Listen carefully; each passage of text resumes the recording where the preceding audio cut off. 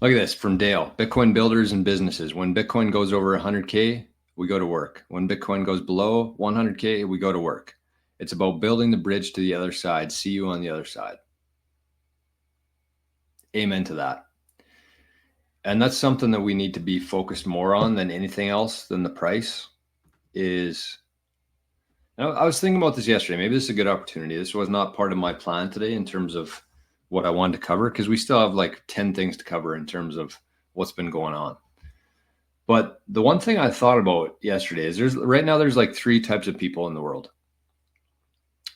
There's people who are going to work 9 to 5, earning fiat, saving in fiat, living in fiat.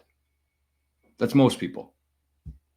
Second one, people who are working in fiat, 9 to 5 job, but turning all their fiat into Bitcoin. That's a fairly bigger amount, not bigger than the first part, but than the third part here. So that's a lot of people too. They're working, they're earning money, they're earning fiat, and they're converting that into Bitcoin. The third type of person is somebody who is starting their own business, starting their own venture, going their own way, taking the time now to build it, even though they can't stack as much Bitcoin now. They're understanding the sacrifice that needs to be done if they want to be part of this whole Bitcoin thing and not be attached to a job. So the third person is starting his or her own business, earning in Bitcoin or converting the fiat that they earn in their business into Bitcoin and growing that now. So I would say that number two, the person who's going to work and converting to Bitcoin, has done the best probably in the last couple of years in terms of Bitcoin balance. But you have to remember that even though you have Bitcoin's doing well, you're still stuck to a job. You're still working for somebody else. And the third person, I don't mean to have my hand everywhere here, but the third person has been building.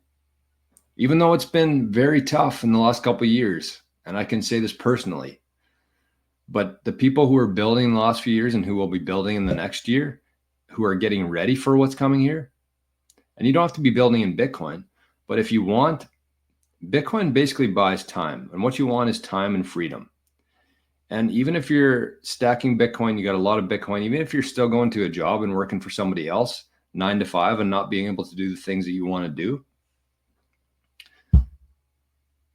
I don't know. Is that the play?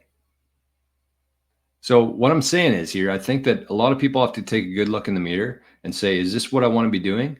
And if it's not, you're going to have to just put things aside a little bit. It's going to be very painful for a while.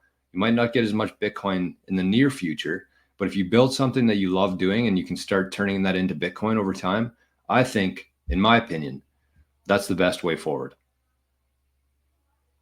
And as Dale says, it's about building the bridge to the other side. And you have to be crossing that bridge too as you're building it. So it's risky. It is. But, sometimes you have to take that risk.